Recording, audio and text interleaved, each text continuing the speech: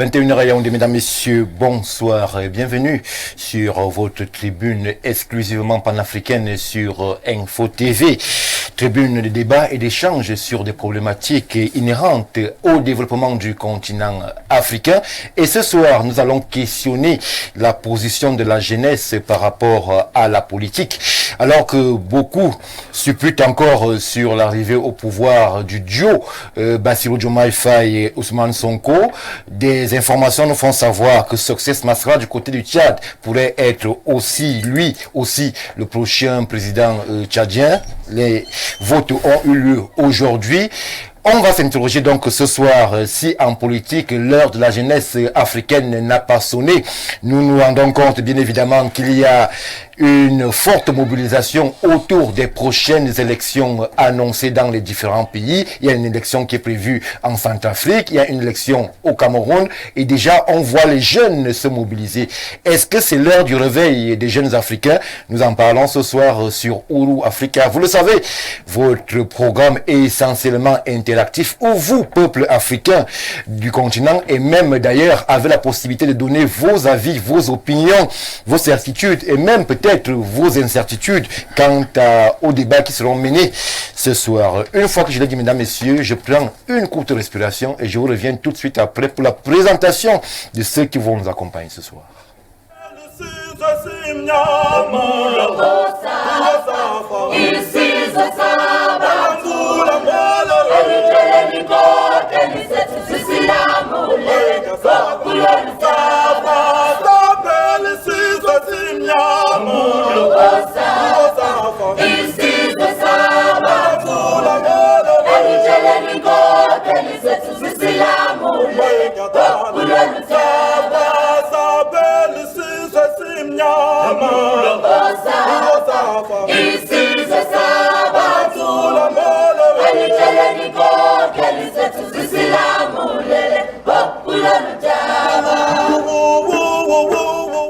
Retour sur le plateau de Ouro Africa, 4 conviés, 4 présents, on peut dire le 5 majeur.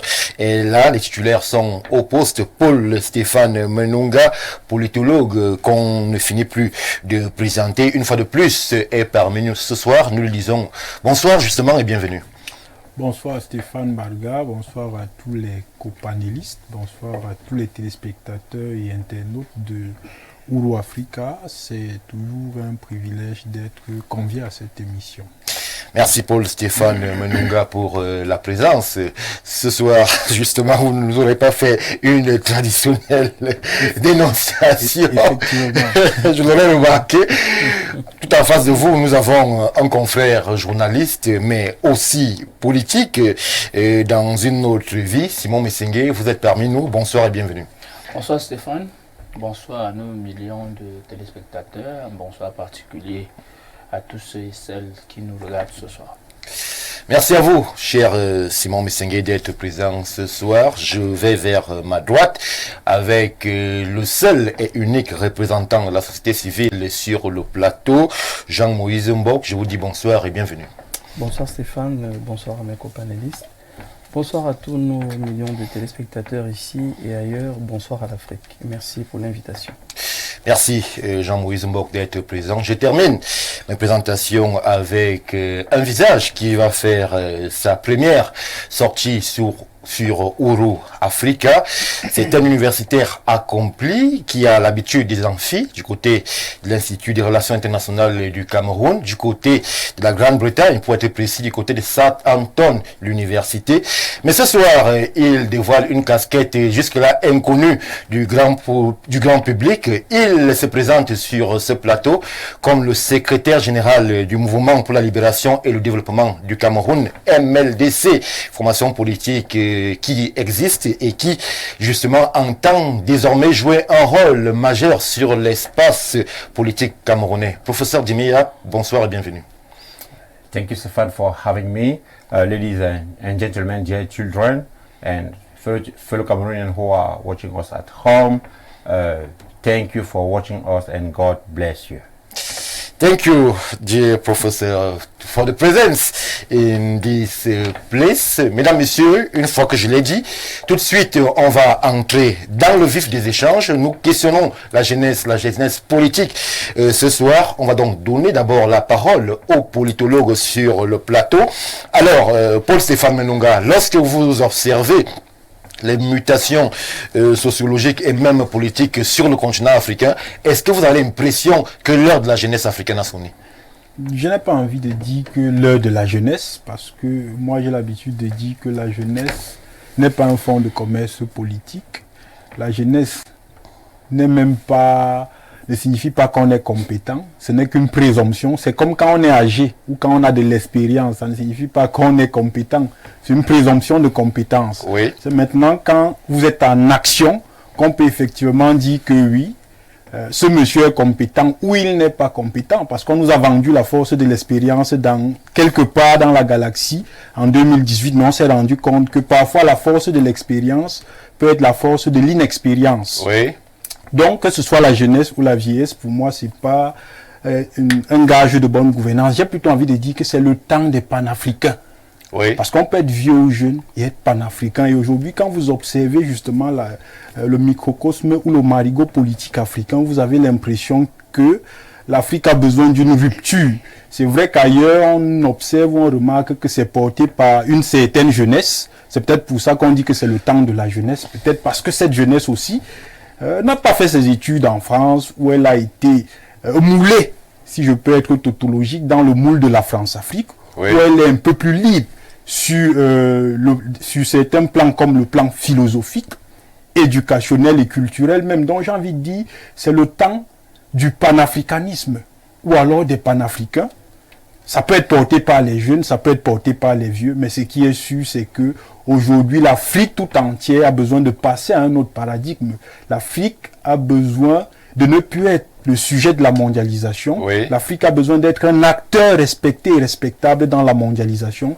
Et pour être un acteur respecté et respectable dans la mondialisation, ça passe nécessairement par les hommes qu'on va placer à la tête de nos États. Donc je dirais simplement, que ce soit des vieux ou des jeunes, le plus important pour nous aujourd'hui, c'est qu'on ait des dirigeants qui pensent d'abord à l'Afrique avant de penser à autre chose.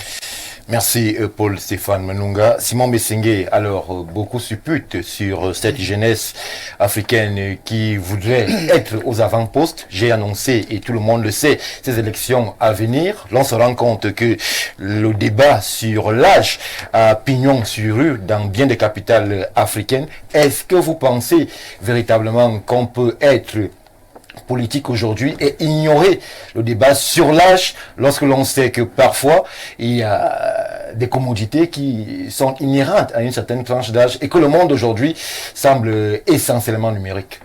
Ouais, il faut comprendre que on pose souvent la question en politique, qu'est-ce que vous vendez? Vous dites, je vends ma jeunesse. Vous croyez que le peuple camerounais va vous suivre ça? Non, c'est un faux débat. Il faut éviter des débats de conflits intergénérationnels, tel est jeune, tel est vieux. D'ailleurs, je rappelle que dans les années post-indépendance, c'était la plupart des présidents étaient des jeunes. On fait le point avec ça. Le point, l'Afrique a apporté quoi? C'était quoi? Il y avait un révolutionnaire au Burkina Faso. On ne le retient que par ses propos. Il a dit. Vous serez capable sur ce plateau de mettre un point d'interrogation sur l'action panafricaine de Thomas Sankara? Écoutez, l'action ne peut l'action ici ne peut se manifester que par les actes. Est-ce que l'action, c'est la fumée, c'est pas la bouche? J'ai dit. On construit, pour construire des milliers d'étages. Vous savez qu'une déclaration pareille pourrait vous enlever votre titre de panafricain, remettre Thomas Sankara, le référent panafricain, en doute, et dire que c'est l'action. Je vais vous dire une chose. Le panafricanisme, ce n'est pas le bavardage. Le panafricanisme, ce sont des actes. Je vous prends un cas de figure. Allez-y. Vous avez les Kwame Nkrumah. Il y a plusieurs types de panafricanisme. Il y a le panafricanisme qui luttait pour l'égalité raciale. Nous avons eu l'égalité raciale. Il y a un autre panafricanisme qui prône plutôt le développement. Nous avons eu. Mais le panafricanisme, ce n'est pas de dire que il faut la jeunesse, la vieillesse, ainsi de suite, ou alors l'exclusion du monde. Le monde est un village planétaire où il y a une interdépendance. Oui. Est-ce que le monde peut exister sans l'Afrique? C'est très faux. Est-ce que le monde peut exister sans l'Europe? Non. C'est pour cela qu'il y a des échanges. Et donc ceux qui croient aujourd'hui que, parce que je vois souvent cet épouvantail-là, quand un putschiste prend le pouvoir, il dit que je chasse tous les ambassadeurs français. Et après, on regarde le panier de la ménagère, ça n'a pas changé. Parfois, c'est devenu autre chose. Il faut qu'on fasse attention. Nos pays ne sont pas des beignets. Nos pays ne sont pas des salles de jeu, des salles de poker. Nos pays sont des États qu'il faut construire avec méthode et dextérité. Ça veut dire quoi? On construit pendant 30 ans, Simon Messengue? On construit pendant une éternité. Jusqu'aujourd'hui, en France, 500 ans, on construit toujours la France. Mais avec d'autres acteurs. Écoutez, un pays, c'est une construction permanente. Les mœurs évoluent, tout évolue, et donc ceux qui sont en charge de la construction d'un État doivent être en position d'éternelle construction. J'ai écouté sur ce plateau que, évidemment, la force de l'expérience a échoué. Et je me suis demandé... C'est pas le cas? Je me suis demandé si nous vivons dans le même pays. Le monde a connu quelque chose de très dramatique entre 2020 et 2022. Oui. Jamais dans le monde entier on a vu les pays se fermer comme nous l'avons vu. Mais il faut très bien remarquer comment la force de l'expérience a agi. On a vu ce qui s'est passé dans la jeunesse dans un pays étranger, je crois qui est membre du G7, qui a un droit de veto au Conseil de sécurité et autres. On a très bien vu le nombre de morts, de paquets de morts. Pourquoi? Et les experts disent que c'était la psycho-Covid qui tuait ces personnes, donc la panique.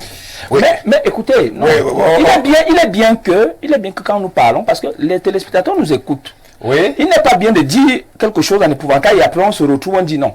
Il faut apporter des illustrations. Ce que nous disons aujourd'hui, c'est que on reconnaît la force de l'expérience quand nous sommes en difficulté. Comment est-ce que celui-là qui a l'expérience nous sort avec une froideur inimaginable? Qui aurait cru que le Cameroun aurait minimisé les décès comme ça a été le cas lorsque ceux-là qui détiennent la santé mondiale, l'OMS, disait qu'on attend l'hécatombe en Afrique. Donc, on va refaire le bilan de la gestion du Covid. C'est juste pour dire que, rapidement, pour dire aux autres que les élections, c'est l'année prochaine au Cameroun. Et les élections se passent partout. Arrêtons de vendre la fumisterie aux gens en disant que c'est parce que c'est le jeune, c'est parce que c'est le vieux. Qu'est-ce que vous proposez pour que ma vie s'améliore? Moi, en tant que citoyen, c'est à cette question que je dois répondre. Je ne répondrai pas, est-ce que vous avez 20 ans, est-ce que vous avez 28 ans, ainsi de suite, ainsi de suite. C'est pas ça le débat. Merci Simon Messengue, Jean-Moïse Mbok. Alors, aujourd'hui, la réflexion est justement sur cette problématique de l'expérience, cette problématique de la jeunesse. On voit ce vaste mouvement sur le continent, bien que certains aient le qualificatif de putschiste, mais on voit des jeunes arriver au pouvoir par les armes, par les élections. Beaucoup s'inquiètent ou alors beaucoup se réjouissent. Est-ce qu'on peut dissocier jeunesse et audace et opportunisme ou alors enlever à la vieillesse l'expérience? À mon sens, c'est en deuxième lieu qu'on va poser la question des individus et des ressources jeunes ou âgés. Il faut dire ici aujourd'hui que le problème que l'Afrique est censée traiter, et ça c'est depuis les indépendances, le modèle de développement que nous devons intégrer dans notre fonctionnement et travailler pour l'atteindre. À côté du modèle de développement, il y a une boussole qu'on doit également mettre sur pied.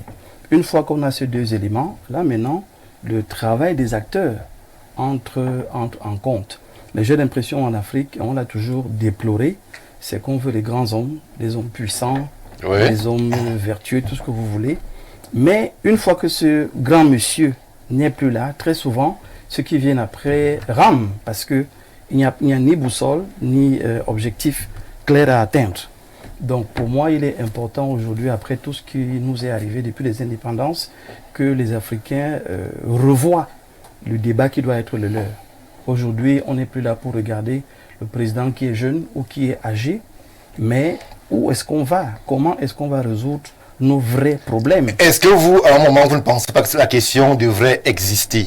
Lorsque l'on se rend compte quand même que ceux qui étaient aux affaires aux sorties des années 60 étaient jeunes et qu'aujourd'hui, sur certaines latitudes, la question de l'âge et du dynamisme, de l'impulsion quant aux orientations des pays commence à être questionné. Est-ce que vous ne craignez pas un effet domino, que ce qui se passe ailleurs puisse arriver ailleurs aussi? C'est fait, ça ne va résoudre aucun problème si on n'a pas un modèle de développement qu'on a arrêté. Si on n'a pas une boussole sur laquelle on se tient, ça ne va résoudre aucun problème. Vieux, jeune, on va se retrouver dans les mêmes réalités qui sont l'absence de solutions concrètes aux problèmes des citoyens. Je parle en tant que société civile. Vous croyez vraiment que le panier de la ménagère est intéressé par l'âge de celui qui dirige?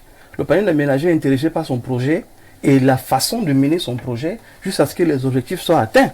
Est-ce que vous croyez que l'industriel qui a besoin d'énergie, d'électricité pour produire, va être là pour regarder le vieux ou le jeune? C'est la boussole. C'est la boussole, c'est le projet. C'est d'abord là qu'il faut travailler. Et c'est pour ça que moi j'ai l'habitude de dire qu'en Afrique, on doit retourner autour de l'arbre à palabres pour se poser les vraies questions. Les vraies questions, c'est quel est le modèle qui sied à l'Afrique pour son développement. Une fois qu'on a arrêté le modèle, naturellement les acteurs, parfois même on va les désigner par rapport à leur qualité, à leurs compétences, à leur savoir-faire, ou même leur expérience, si certains veulent parler d'expérience. On pourra à partir de là les désigner. On parle du réveil de la jeunesse. Moi j'ai envie de dire que la jeunesse africaine ne s'est jamais endormie. Non, elle ne s'est jamais endormie. Vous pensez, Jean-Moïse Mbok? Permettez-moi de parler. Allez-y. Que le cas du Cameroun. Regardez les années 90. La jeunesse africaine décide, et ça commence par les revendications estudiantines, où les étudiants attendent des gouvernants qu'il y ait quand même un minimum d'abord dans les universités. On parle ici des effectifs pléthoriques dans les amphis, on parle ici d'absence de laboratoire, on parle ici des logements même des universitaires, on parle du restaurant universitaire. Ils avaient des revendications claires. Est-ce que c'est la méthode qui dérangeait? Est-ce que c'est l'approche qui dérangeait? Il y a une forte répression. Et ce n'est pas qu'au Cameroun. Dans beaucoup de pays africains, quand la jeunesse a voulu se lever, on leur a rappelé que les études aux étudiants et la politique aux politiciens. Ce qui fait donc que les jeunes ont eu l'impression à un moment donné que ce n'est pas leur affaire, ou alors il faut se ranger dans le parti au pouvoir, le parti qui est puissant. Mais qu'est-ce qui fait la dynamique des différents partis politiques, surtout ceux au pouvoir? C'est la jeunesse. Donc la jeunesse ne s'est jamais endormie. Elle a intégré les partis politiques qui avaient pignon sur rue, qui étaient dynamiques, qui pouvaient travailler.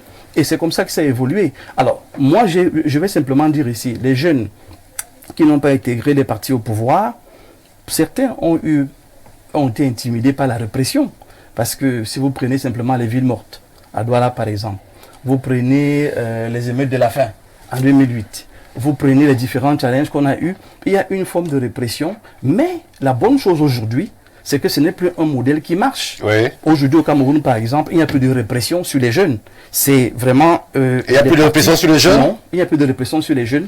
Le débat politique est ouvert, c'est un échange franc. C'était même exagéré dans le langage. Je sens par là, quelle est la place qui est accordée aux jeunes au sein des formations politiques?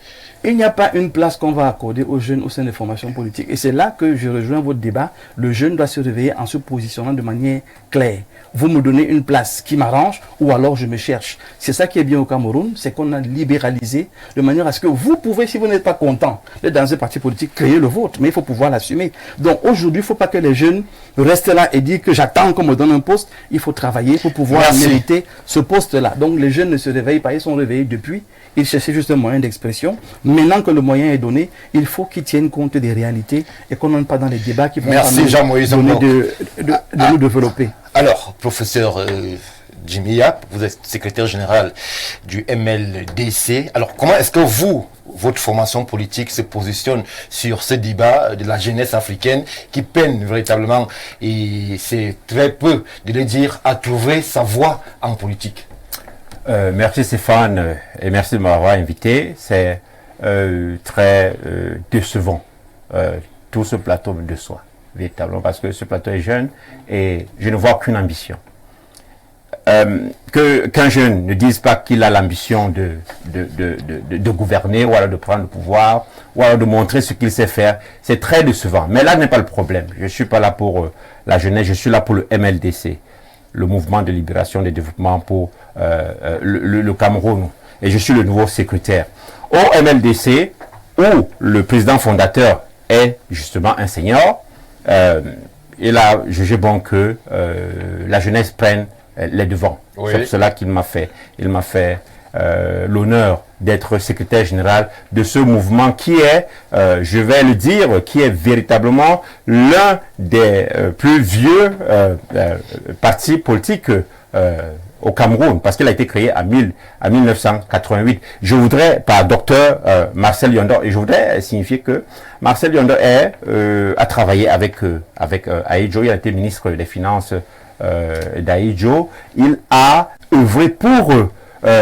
il était dans la période glorieuse dans sa jeunesse, évidemment, oui. Dans sa jeunesse. Il était dans la période glorieuse du Cameroun où il y avait les plans quinquennaux. Il a été ministre des Finances. Il a exécuté, si je ne me trompe, le 4e plan quinquennal qui a vu la création des grandes industries telles que à l'UQAM, tels que les barrages de Sonlolo, les barrages de Lagdo et autres. Mais je voudrais insister que nous, au MLDC, actuellement, nous croyons que les démocraties constitutionnelles qui sont en Afrique, par exemple au Cameroun, les nouvelles démocraties constitutionnelles devraient engager un débat constitutionnel de renouvellement de la Constitution qui fait en sorte que la Constitution soit tout le temps un débat. Oui. Je vais vous dire pourquoi. Parce que quand on est gouverné par les mauvaises lois, on produit quoi? On produit de mauvaises personnes et des personnes incompétentes. Et je dis au Cameroun, on est gouverné par des mauvaises lois. Ça c'est clair. C'est clair ce que vous dites. Oui, on est gouverné par des mauvaises lois. Je vais prendre un exemple, ne vous inquiétez pas. Mais nous allons c'est laquelle je vous ai interpellé. Oui, mais je continue. Parce qu'il faut partir des fondamentaux. Le problème avec la jeunesse, c'est qu'ils ne comprennent pas. Les gens sont incompétents. Parce qu'ils sont incompétents, ils ne comprennent pas. Nous partons d'où, véritablement? Quel est le problème du Cameroun? Depuis au moins 30 ans, nous savons que dans les grandes administrations, on achète des concours. On sait ça, non? C'est pas moi qui ai dit ça, hein? C'est écrit partout. On achète des concours, que ce soit à l'ENAM, que ce soit la police, que ce soit dans tous les... On achète les concours. Non, ça n'est pas prouvé. Non, équilibré. Je vous en prie. Personne n'est jamais allé à concours. Permettez-moi. Je dis qu'on est gouverné par les mauvaises lois parce que on a ce genre d'événement. Bon, mais ce n'est pas sur les concours que je voulais venir. Je voulais venir sur la jeunesse. Oui, allez-y. Qui n'est pas active et qui ne veut pas, je ne sais pas pourquoi, qui ne veut pas prendre ses responsabilités. Nous, au MLDC, on va prendre nos responsabilités et dénoncer que depuis un certain nombre de temps, au moins 40 ans, on ne peut pas passer. Et puis, je voudrais signifier à tout ce panel qui est actuellement là, c'est qu'on ne gouverne pas génération. Hein. On ne gouverne pas génération. Ce n'est pas un problème de plaisir ou de loisir, parce qu'il y a des problèmes qui sont contemporains et qui ne sont compréhensibles que par la génération qui existe actuellement. Prenons le cas de l'Internet, véritablement. Combien de nous, de nos parents, à qui vous expliquez Internet, vont comprendre Internet? Combien? Mais l'économie africaine, que soit l'économie mondiale, elle est Internet. Combien de nos parents à qui tu vas expliquer l'intelligence artificielle va comprendre l'intelligence artificielle? On n'est plus au niveau des gouvernants qui vont prendre des experts pour expliquer. On est au niveau des gouvernants qui doivent comprendre. Ce que je veux dire, Stéphane, c'est que dire que la jeunesse n'est pas un problème au Cameroun, ou alors que le problème de gouvernance au Cameroun n'est pas un problème de la jeunesse, c'est vraiment aller... Et revenons à ceux qui nous gouvernent auparavant, ceux qui ont gouverné et qui ont donné les années glorieuses du Cameroun. Ils étaient jeunes. Hein. Oui. Marcel Yondo, par exemple, comme je vous ai dit, a dirigé le 4e plan quinquennal. Paul Biya lui-même, d'ailleurs, Paul Biya, quand je parle de Paul Biya, je vais parler d'un homme impersonnel. Hein. Je ne veux pas dire, parce qu'il ne faudrait pas que les gens se trompent. Je vais dire un homme impersonnel. Quand je dis Paul Biya, un homme impersonnel. Paul Biya lui-même, quand il rentre dans le gouvernement, il est très jeune, je pense même, à moins que je me trompe, 1965. Quand la jeunesse qui est ici dans ce plateau dit que le problème de notre pays, parce que personne ne parle de problèmes que nous rencontrons actuellement, n'est pas un problème de la jeunesse, c'est un problème de la jeunesse. Combien? 85%, plus de 85% de la jeunesse est sans emploi. Plus de 85% de la jeunesse est sans emploi. On revient sur vous, professeur. Le temps pour moi de prendre l'avis du politologue sur le plateau. Alors, le professeur Yab estime qu'il faudrait peut-être voir du côté des lois. Et les lois qui sont actuellement proposées aux peuples africains devraient être revues, corrigées et peut-être actualisées. Paul Stéphane Menunga, pensez-vous véritablement que ce soit les lois qui créent le problème et qui empêchent véritablement à la jeunesse africaine de trouver sa voie au chapitre sur les aspects politiques? Non, avant de répondre à votre question, il faudrait qu'on recentre bien le débat. Oui. Il faudrait qu'on recentre bien le débat. Moi, je suis de ceux qui pensent que le problème, ce n'est pas qu'on soit jeune ou vieux. Le problème, c'est de changer le système politique. Parce que le professeur Titi Noël le dit même dans un de ses ouvrages par rapport à la corruption. Il dit que le problème du Cameroun, il est systémique. Si vous changez les hommes, vous maintenez le même système, on a les problèmes. Ça veut dire qu'il faudrait qu'on ait des acteurs qui soient capables de changer le système politique, qu'on soit jeune, moins jeune ou vieux. Ça, c'est une vérité. Ça veut dire, vous prenez un jeune aujourd'hui qui pérennise le même système, vous avez les mêmes problèmes. Corruption, achat des concours, délestage, pas d'eau. Ça veut dire aujourd'hui qu'il faudrait justement que ce soit quelqu'un qui aura le courage de dire non au système qui existe. Où est-ce qu'on trouve ces jeunes, Paul Stéphane Menunga? Pas forcément un jeune, c'est ça mon problème. Justement, où est-ce qu'on trouve cette pèlerin? C'est aîné, âgé, jeune. On retrouve ça dans le projet de société, dans la posture de l'homme, simplement. Ça veut dire que quand vous lisez le projet de société de quelqu'un, vous regardez la posture du monsieur, s'il est cohérent, vous pouvez lui faire confiance, qu'il soit jeune ou vieux. Pour moi, c'est ça. Et je partage au contraire, contrairement, je partage ce qu'il a dit sur le plan des lois. Parce qu'en droit, on dit ubi societas, ubi jos. Partout où il y a les hommes, il y a les lois. Et quand vous avez des mauvaises lois, la société sera mal gouvernée parce que, contrairement à ce que les gens pensent, on gouverne avec les lois. On ne gouverne avec rien d'autre. Je dis, on gouverne avec quoi? Avec les lois. Ça veut dire qu'il faudrait que les lois soient justes pour que la société soit bonne. Si les lois sont injustes, la société en elle-même sera injuste.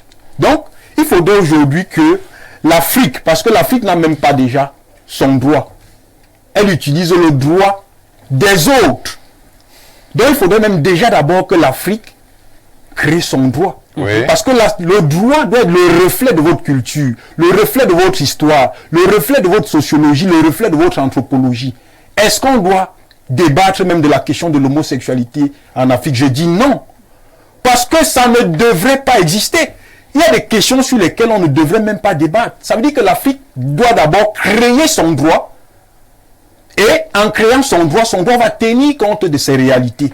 Et c'est pour ça que je dis que sur ce point de vue, je suis d'accord avec lui. Ouais. Il faudrait qu'on revoie les lois et en Afrique et au Cameroun, parce qu'il faudrait que les lois soient justes pour que la société soit juste. Et je vais sortir en disant que je ne suis pas très d'accord avec le grand frère Simon Metingue, Ouais. parce que il a dit des choses que je ne partage pas trop.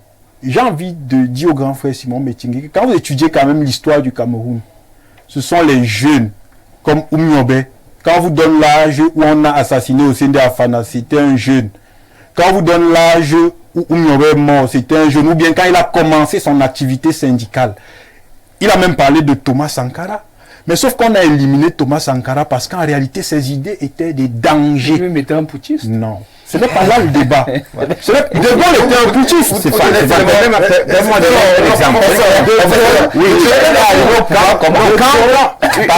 Stéphane, quand on ne donne pas des exemples, on reste très vague dans le débat. Et c'est pas bien, pas pour les auditeurs et pour les téléspectateurs. Il faudrait que nous soyons spécifiques. Et moi, j'ai une culture un peu spécifique. C'est-à-dire que on va... Prenons-moi à l'essentiel. Prenons une loi, alright? La loi 2012, parce que elle a un impact sur la jeunesse, justement. Parce que le débat, c'est comment est-ce que la jeunesse peut prendre le pouvoir ou bien plus ou moins être actif en politique. La loi 2012, qui est sur 2012, je pense 001 de 19 avril, sur le code électoral. Oui. Oui, dans son article, qui est révisé par du moins une loi de 2019, oui, sur le code électoral, qui, dans son article 121, dit que pour être président de la République, il faudrait que vous soyez investi par un parti politique. Ok? Laissez-moi démontrer, je vous en prie. Allez-y. Oui. Il faut être investi par un parti politique. Ou alors, il faut être indépendant. Et si vous êtes investi par un parti politique qui n'a pas de représentation dans les assemblées électives, il faudrait que vous remplissiez la condition de candidat indépendant. Et la condition de candidat indépendant, c'est quoi? C'est avoir 300 signatures au Cameroun, dont 30 dans toutes les régions, et les 30 signatures doivent être les membres, soit des parlements encore, soit des chefferies traditionnelles. Faisons le calcul. Je vais vous montrer pourquoi est-ce que les lois sont... par exemple, cette loi, elle est absurde, elle est attaquable. Elle est absurde parce que elle est d'abord irréalisable. Il y a combien de communes au Cameroun? Il y a plus de 360 communes au Cameroun. 360 communes au Cameroun. Imaginez que il y ait 360 candidats aux communes. 360 candidats. Il leur faut à chaque candidat 300 personnalités qui répondent aux conditions telles que être député, être conseiller, être chef traditionnel de premier degré. Si vous faites le calcul pour les 360 communes, vous allez voir qu'il vous faut 108 000 personnalités. C'est impossible. Complètement. Vous voyez que l'Assemblée nationale qui a été dominée par un seul parti, c'est ça le problème, là où nous sommes. Parce que quand il n'y a pas ce qu'on appelle check and balance, quand il n'y a pas un autre parti qui contrôle l'Assemblée ou alors le parti majoritaire, tout et n'importe quoi peut être voté. Et on est dans une Assemblée nationale où tout et n'importe quoi peut être voté. Parce qu'il faut comprendre que s'il y a 360 candidats indépendants, pas 360, parce qu'il y a plus de 360 partis au Cameroun, hein. Il y a plus de 360 partis au Cameroun. S'il y a plus de 360 partis au Cameroun, il y aura plus de 360 partis indépendants. Et la loi, normalement, l'article 121, devrait permettre que ces 360 ou plus de 360 partis correspondent ou alors répondent aux conditions qui permettent qu'ils soient éligibles. Et c'est impossible.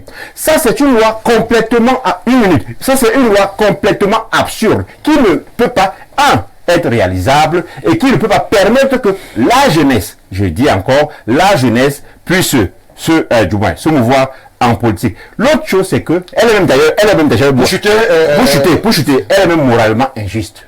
Parce qu'elle dit les personnalités, 300 personnalités. Oui. Qu'est-ce qu'on appelle personnalité? C'est un autre débat. Oui, c'est pas le débat. Non, c'est pas le débat. Bon, je comprends. Je conclue maintenant. Je conclue maintenant en disant que quand on est gouverné par des mauvaises lois, on produit de mauvaises personnes et puis on produit non seulement de ces mauvaises personnes, mais on produit des personnes incompétentes. C'est parce qu'on produit des personnes incompétentes et des mauvaises personnes qu'on est dans le sous-développement et qu'on ne peut pas répondre aux besoins de nos populations. Merci, merci, monsieur le secrétaire général. Paul-Stéphane Manunga, vous avez la parole. Je vous permets de poursuivre. Oui, j'étais en train de dire que, autant on peut dire que Sankara était un putschiste, qu'on peut dire que De Gaulle était un putschiste. Mais où est le premier son des C'est pour vous dire qu'on peut être putschiste et apporter du développement dans son pays. Quand vous prenez les idées de Thomas Sankara, en réalité, c'était des idées révolutionnaires. Et l'Occident ne veut pas de révolution parce que l'Occident voudrait effectivement que l'Afrique continue à rester le valet qu'elle a. Est-ce une question occidentale et africaine, Paul Stéphane? Oui, le monde d'aujourd'hui, nous avons des États indépendants. Qu'est-ce qui empêche une jeunesse africaine de se positionner et d'exprimer son ambition? C'est justement là le débat, parce qu'on ne pousse pas la réflexion très loin. Quand vous poussez la réflexion au niveau géopolitique, vous comprenez que c'est un problème de l'Occident contre l'Afrique. Parce que s'il faut aujourd'hui que l'Afrique s'émancipe, ça veut dire qu'il faudrait que l'Occident se désémancipe. S'il faut que l'Afrique crée les emplois, ça veut dire qu'il faut qu'il y ait du chômage en Occident. S'il faut que l'Afrique soit industrialisée, ça veut dire qu'il faudrait que l'Europe soit... L'un entraîne forcément l'autre. Effectivement, parce que... Et c'est pour ça que j'aime convoquer la thèse du professeur Fouga. On peut ne pas l'aimer en tant qu'acteur politique, mais sur le plan scientifique, c'est un monsieur très brillant. Sa thèse sur l'extraversion de l'État. Il vous démontre simplement que l'État africain et même camerounais souffre de ce qu'il appelle le déficit du monopole sur le plan stratégique. Et il vous démontre à suffisance que le véritable problème de l'Afrique, c'est deux entités. Le colon qui installe des néocolons qui vont travailler pour le colon qui ne veut pas partir et le colon lui-même. Et c'est ça le problème de l'Afrique. On installe donc des dirigeants fantoches qui, au lieu de travailler pour l'Afrique, vont continuer à travailler pour l'Occident. C'est pour ça que depuis le départ, je vous dis que le problème, ce n'est pas... Je ne suis pas contre l'arrivée d'un jeune à la tête d'un État, mais est-ce qu'il faut donc que ce soit un jeune France-africain qui sera au service, par exemple, de la France-Afrique, au lieu d'être au service du Cameroun et de l'Afrique? C'est ça le problème qui vous fait peur que un jeune prenne le pouvoir. Je n'ai pas peur qu'un jeune prenne le pouvoir. S'il vous plaît, vous évitez le débat. Pas mon argumentaire. Non, professeur, parlons du Cameroun. Vous n'êtes pas énormé. Oui, s'il vous plaît. Mais professeur, vous n'êtes pas parlons du Cameroun. On parle du Cameroun. S'il vous plaît, professeur, s'il vous plaît. Vous n'avez pas au Cameroun à parler des autres pays. Vous n'avez parlé jamais de vous. Vous n'avez pas la minute. Parlons de ce qui nous concerne. La parole, il va chuter. Monsieur Messengue va dire un mot. Je reviens vers vous, professeur. Quand je parle de l'Afrique, je parle du Cameroun. On parle du Cameroun. Spécifiquement. On parle de le Cameroun fait partie de l'Afrique. J'ai parlé de Ruben Oumniobe qui, très jeune, a donné sa vie pour le Cameroun. Osende Afana, très jeune, a été décapité. Je pourrais en citer une Kyrielle, qui sont morts pour que ce pays soit un pays respectable et respecté. Mais à la fin, on se rend compte qu'ils sont morts pour rien.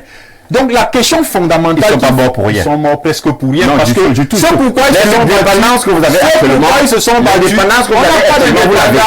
n'a pas d'indépendance. Vous l'avez. Osende Afana a dit que quand vous n'avez pas de monnaie, vous n'êtes pas indépendant. Et c'est vrai. Et Balladur a dit que la monnaie n'est pas un sujet économique, c'est un sujet politique. Et qui va le faire? La monnaie aliène votre souveraineté. Donc en réalité, nous ne sommes pas des États indépendants, nous sommes des États autonomes. Il ne faut pas confondre l'autonomie à l'indépendance. Quand vous êtes indépendant, vous êtes capable de faire vos lois, vous avez votre monnaie, votre économie est suffisamment indépendante. Donc il ne faut pas confondre les choses. Le Cameroun n'est pas indépendant. Le Cameroun n'est pas un pays indépendant. Mais sur le plan, merci. Mais sur le plan juridique, le Cameroun est un État indépendant. Mais sur le plan politique, j'ai envie de vous dire que le Cameroun reste un État néocolonisé avec des sous-préfets. Merci. Simon Messengue, je vous permets de réagir tout de suite. Oui, je voudrais d'abord dire aux autres que, histoire pour histoire, le MLDC est effectivement un vieux parti politique qui a été une fois je crois, au présidentiel de 1992. Son score était, je crois, de 1,5%. Pourquoi faire appel historique? Faut bien rappeler, c'est l'histoire. Oui, est-ce que c'est ça le sujet? Non, écoutez, j'ai l'impression que on est en train de parler des choses des choses d'un autre pays. Nous parlons de ce pays. Nous parlons de l'Afrique aussi. Et donc, je suis d'abord fier de ce que ce parti soit ressuscité. Oui. Parce qu'il était dans les oubliettes après cette débâcle de 1992, c'était dans les oubliettes. Et maintenant, il est revenu sous une forme bien plus juvénile. C'est une bonne chose. Mais il faut noter une chose, c'est quoi? C'est que j'ai suivi, on parlait de la période rose, c'est ça? La période de l'âge d'or du Cameroun, c'est ça? Oui. Avec la création des barrages comme Lac d'eau. Des plans quinquennaux, pas d'abord. Non, vous avez parlé d'un exemple de ces plans quinquennaux. Les plans quinquennaux étaient la période d'or. Oui, je vais vous rappeler une chose. Ces plans quinquennaux étaient bien pour cette époque, mais ne pouvaient plus répondre. Je vous prends au cas de Lac d'eau. Barre de Lac d'eau est un gros problème pour le Cameroun. Non, c'est pas là le souci. Non, écoutez, C'est pas là le souci. moi, Vous ne pouvez pas juger des œuvres qui ont été faites en 1975, écoutez, par contre, qui n'ont pas été maintenues. Écoutez, Non, je crois que à cette période,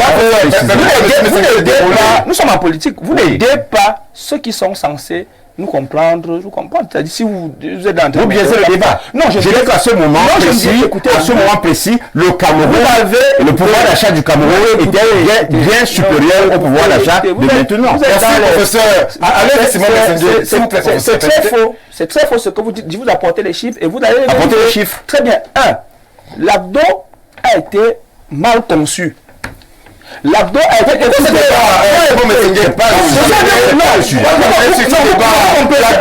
comprendrez.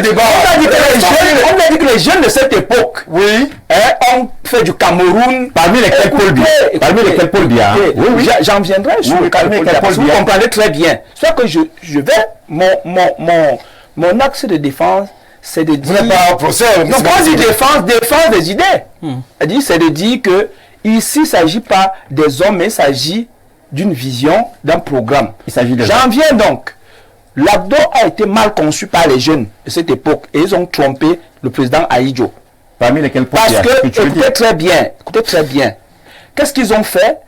L'abdo se trouve au nord, où les saisons sèches sont pratiquement de 9 mois et effectivement, les saisons de plus de 3 mois. Et vous savez très bien qu'en période d'étiage, l'abdo ne produit pas 72 Vous l'avez dit,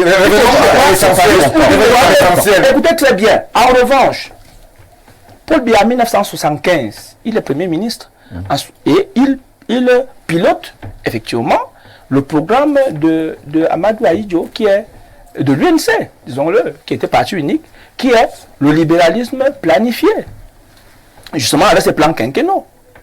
Sauf que, en 1987, il se rend effectivement compte que ce programme a atteint son optimum, son maximum, il ne peut plus rien produire. Et justement, on sort de là, du dirigisme.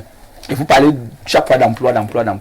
Je vous rappelle une chose ici aujourd'hui, c'est quoi? C'est que le secteur informel, les gens ne peuvent pas l'aimer ou l'aimer. Alors, nous, on parle de politique. On va pas faire le bilan du politique.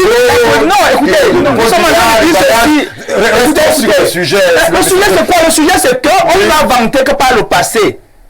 Les jeunes ont fait ceci. Je suis en train de vous dire que les jeunes n'ont rien fait. Je n'ai pas dit qu'ils n'ont rien fait. Je suis en train de dire ceci, c'est que si vous voulez dire que la génération de Paul Biya, très bien vu que j'ai utilisé le mot de Samuel Bois, de Famine Dongo. Ça veut dire qu'on ne peut pas faire un débat. Nous sommes dans un monologue, puisque à chaque fois vous allez interrompre les autres. Alors, la question. C'est lui qui pose des questions. La politique organisée, c'est pas la philosophie où tout va dans tous les sens. Je suis en train de dire ceci. Je suis en train de dire que aujourd'hui, le Cameroun est mature. Hier, effectivement, je rappelle pour la gouverne des uns et des autres que le revenu par habitant et par jour au Cameroun est de 3215 francs CFA. Ce n'était pas le cas avant. Avant, en 1904, vous parlez d'impact. J'espère que là où vous êtes là, vous avez le baromètre de l'impact. Parce que c'est ça le problème. Moi, nous avons le baromètre je ne pose pas des questions pour poser. Vous savez très bien que quand on gouverne, il y a ce qu'on appelle les boussoles qui vous permettent de bien gouverner, sauf si vous voulez gouverner dans la tête et dans les idées. Mais on gouverne avec une boussole. Et l'une des boussoles, ce sont ces éléments que je vous donne. Je suis en train de vous dire ceci. Le produit intérieur brut du Cameroun a été multiplié par 6 fois en 40 ans. Donc, ne dites pas des choses d'un pays que nous maîtrisons et dont le problème n'est même pas là où vous l'amenez. Nous sommes en train de dire ceci. Aujourd'hui, le problème du Camerounais, aujourd'hui, c'est d'améliorer davantage ses conditions de vie. Comment? Que ce soit par un jeune ou que ce soit par un aîné. Que ce soit par un jeune ou par un aîné. Et d'ailleurs, dans ce pays, en 2018, il y a 2 jeunes qui étaient justement candidats à l'élection présidentielle. Oui. Il y avait Cabral Libi, qui est aujourd'hui honorable et secrétaire au Parlement. Il y avait Espoir Matomba. Qu'est-ce qu'ils ont eu? Cabral lui a eu 6%. Quand nous sommes gouvernés par les mauvaises lois. L'autre, on avait comment Espoir Matomba, je crois, a eu 1,5%. Ça veut dire clairement quoi? Ça veut dire qu'en clair, le Camerounais n'est pas là pour les fumisteries, ces jeunes, ces vieux, ainsi de suite. Le Camerounais, c'est que là où je suis là maintenant, qui est-ce qui peut permettre que mon affaire avance? Oui. Moi, je suis journaliste aujourd'hui. Quand je regarde les problèmes que j'ai en journalisme et que je suis la campagne électorale, je poserai les questions à ceux-là qui ont soumis leur projet à la sanction du peuple souverain. C'est de ça dont il est question. Et cette loi dont vous parlez, vous faites des interprétations erronées sur les lois. Merci. Je suis désolé. Pourquoi? Non. Non, en fait. Vous avez exprimé déjà. En fait, parce que quand on parle de loi, on nous fait comprendre que c'est parce que le Cameroun est mal gouverné selon eux, parce que les lois sont mauvaises, parce que c'est ainsi de suite, ainsi de suite. Je vous ai fait une démonstration de loi qui est mauvaise, qui n'est même pas applicable. Une mauvaise interprétation, c'est le loi. C'est pas c'est quand même parce qu'à un moment donné, à la fin de fin. je crois que le Cameroun est sérieux. Le Cameroun est un État sérieux. Et de ce fait, le code électoral, qui est un code électoral consensuel, a permis la boussole des élections au Cameroun. Et de ce fait, il admet tous les Camerounais avec des critères non, stigmatisants. Vous l'avez dit. Donc, merci. C'est pourquoi on dit aux gens aujourd'hui que le Camerounais de 2025 attend de ceux qui veulent gouverner le pays, non pas de dire qu'ils ont tel âge, ou de dire qu'ils sont ceci, mais de dire que voilà pour vos 7 années à venir, voilà ce qu'on va changer. Merci Simon Messengue, voilà. Merci. Alors, Jean-Moïse Mbok, Simon Messengue fait une lecture qui peut être glaçante, mais elle est froide et elle s'assume. Il y a eu, pour ce qui est du cas camerounais, puisqu'on ne fait pas une fixation... pour ce qui est du cas camerounais, en 2018, il y a eu 2 candidats jeunes. Et Simon Messengue, avec beaucoup d'appoint, nous précise les scores de ces candidats. Donc, à un moment, il faudrait peut-être aussi s'interroger sur l'offre politique, ou alors l'appareil politique entre guillemets jeune. Est-ce qu'il y a ces leaders-là sur le marigot politique camerounais, tchadien, centrafricain, ivoirien, congolais, qui peuvent susciter l'adhésion, comme les cas Sonko et Bassirou Diomaye Faye, que beaucoup célèbrent aujourd'hui? Les cas que vous citez démontrent à suffire qu'on a du potentiel, on a de la matière, si ce n'est que la capacité à expliquer, à convaincre la jeunesse africaine sur 80% des cas est capable de tenir un discours logique, sensé, cohérent. Oui. Moi, mon sujet, il est ailleurs. C'est-à-dire que il ne faut pas qu'on prenne les mêmes, on recommence, et puis après on se dit non, ça peut peut-être aller mieux, au lieu de s'asseoir et de réfléchir profondément aux questions qui sont les nôtres. Stéphane, aujourd'hui, je le dis avec emphase, l'Afrique n'a pas besoin d'un vieux fort ou d'un jeune fort. L'Afrique a besoin de savoir où elle va. Et je suis parfaitement d'accord avec Stéphane Mononga qui rappelle que même s'il faut parler des lois, il faut s'asseoir et se parler. Même s'il faut contextualiser la machine, la mécanique de développement qui est celui de l'Afrique, il faut s'asseoir et se parler. Si on ne s'assied pas, on ne se parle pas, ça va être comme ça, à vitam aeternam. Jean-Maurice Mbok, je vous sais pointu sur les questions de management. Le professeur Yap sur ce plateau nous dit on gouverne avec son temps.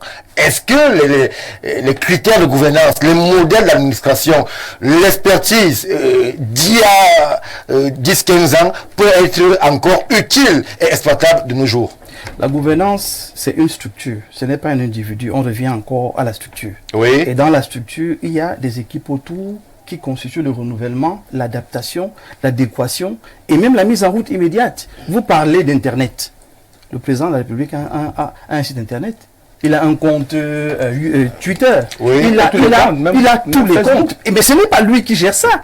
Il a une équipe qui s'en occupe. C'est pour ça que je dis, si on n'a pas une architecture claire, on ne va faire que du saupoudrage et à la fin, je remarque simplement que les professeurs camerounais sont habitués à diriger les débats, à mener les débats, donc ils n'arrivent pas à gérer parfois les débats comme ça, ils sont toujours en train de vouloir interrompre et de dire c'est eux les boss, donc et de donner le coup.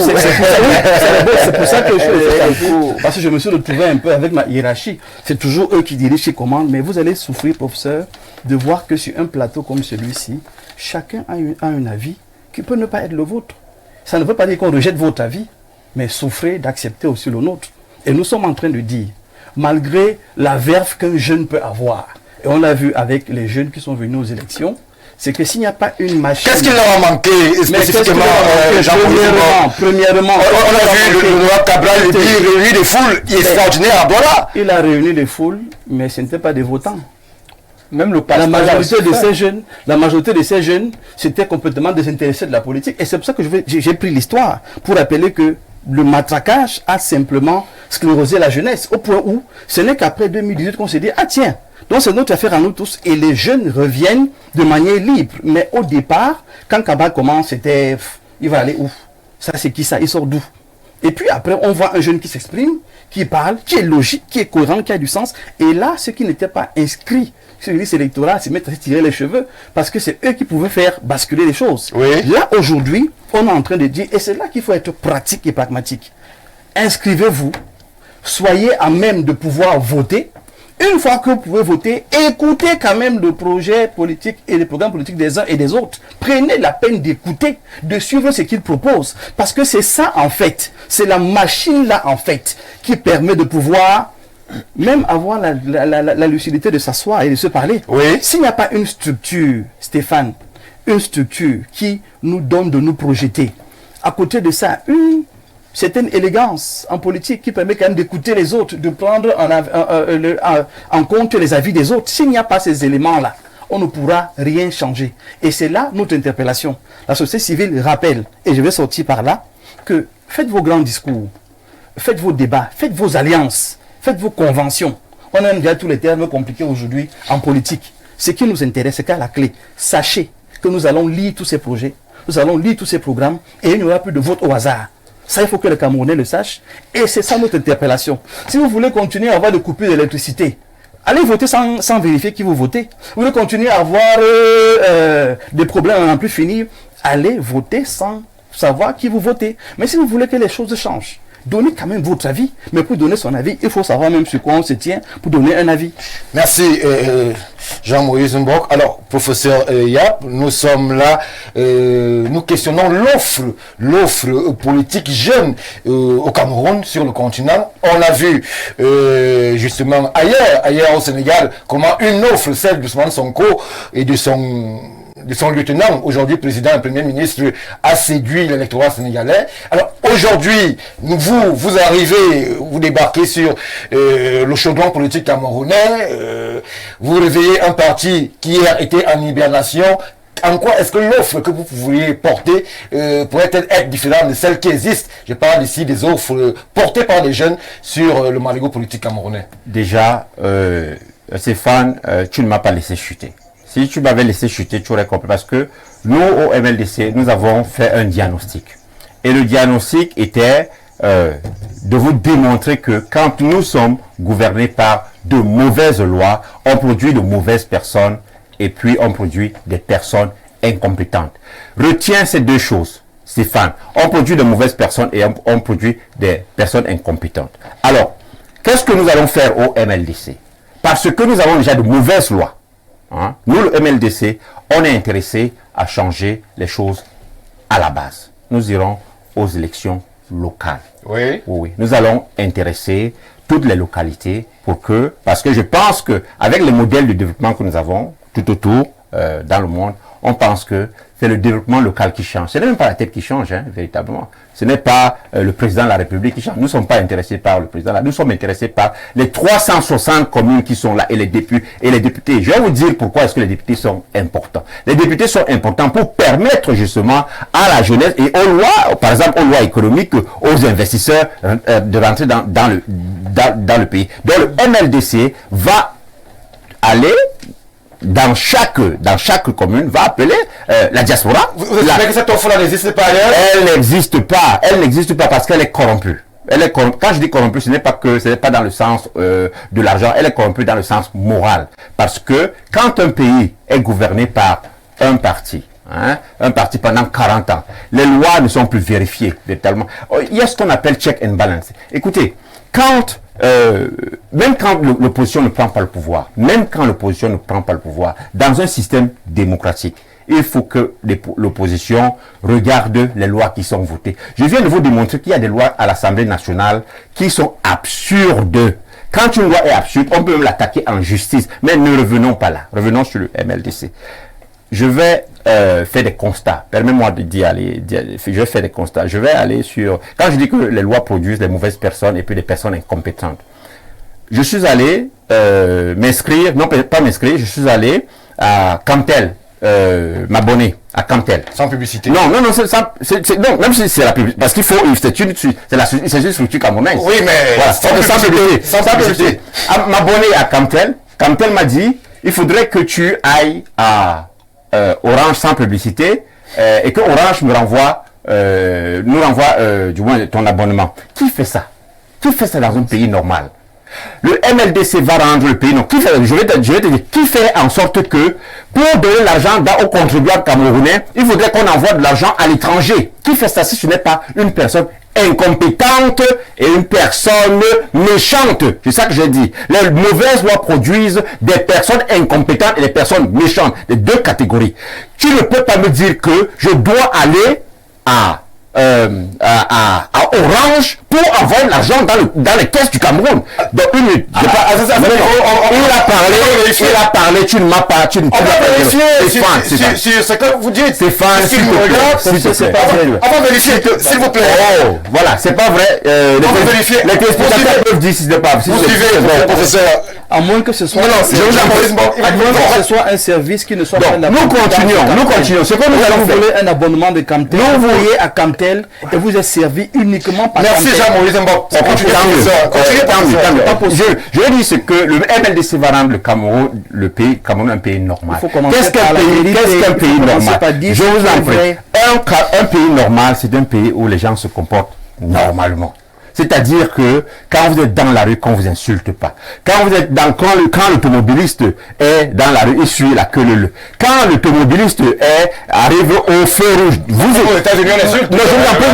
Laissez-moi continuer.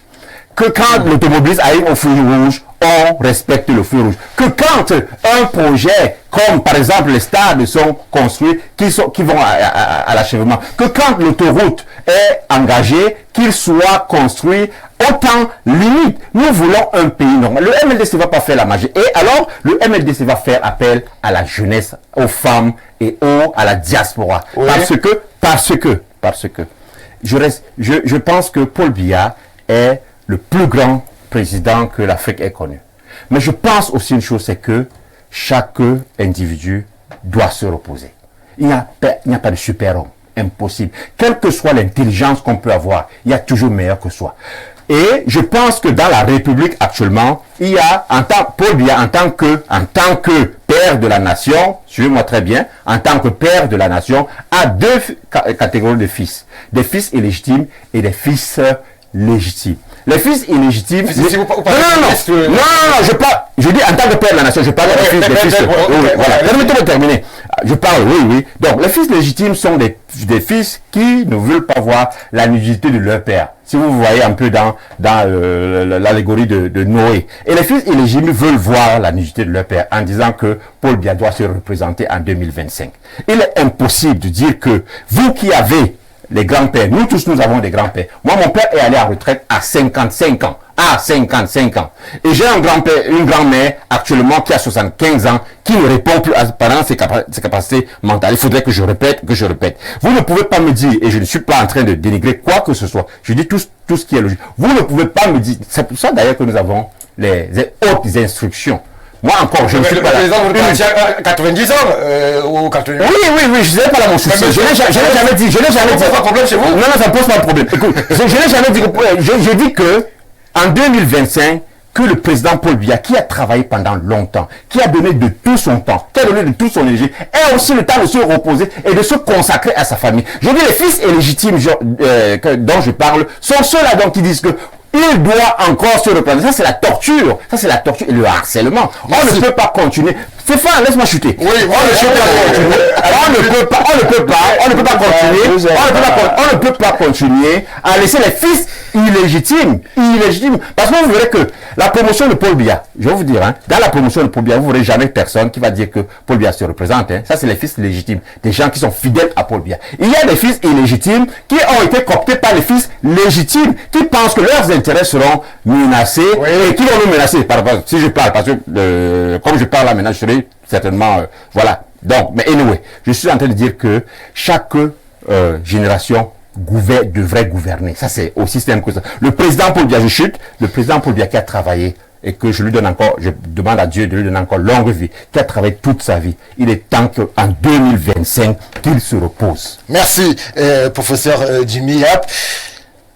Paul Stéphane Menunga, nous restons là, toujours dans la même veine, comme on aime à dire, mais justement avec l'offre, je vous sais assez pointilleux sur ces aspects-là, stratégiquement, intellectuellement, qualitativement, que manque-t-il, entre guillemets, à l'offre jeune pour qu'elle puisse séduire? Simon Messenga, avec beaucoup d'emphase, nous présenter les scores, mais ne nous a pas présenté les offres. Qu'est-ce qu'il leur manque? Parce que justement, on a eu l'impression récente qu'au Sénégal, il y a eu une offre qui a séduit.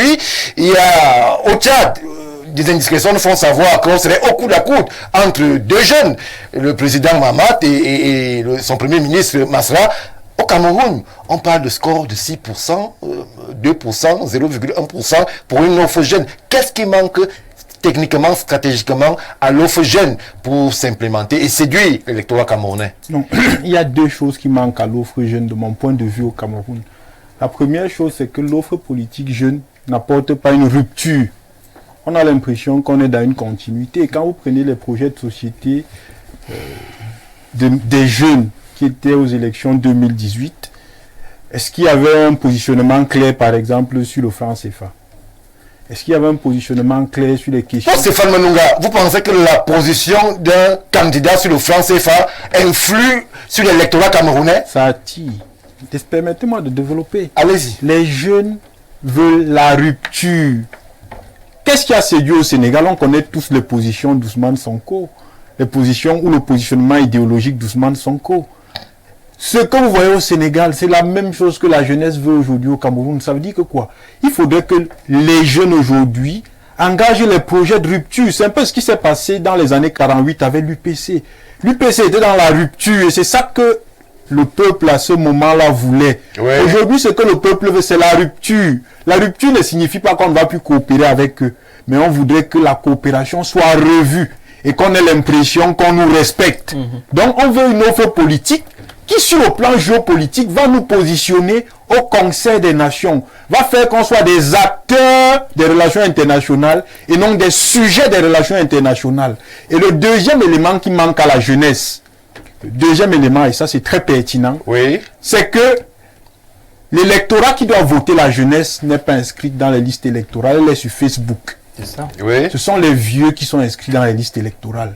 Donc, le jeune a deux missions pour pouvoir gagner une élection au Cameroun. Avoir une offre politique de rupture et travailler pour que les jeunes aillent s'inscrire dans les listes électorales, qu'ils sortent de Facebook et de WhatsApp et qu'ils aillent voter.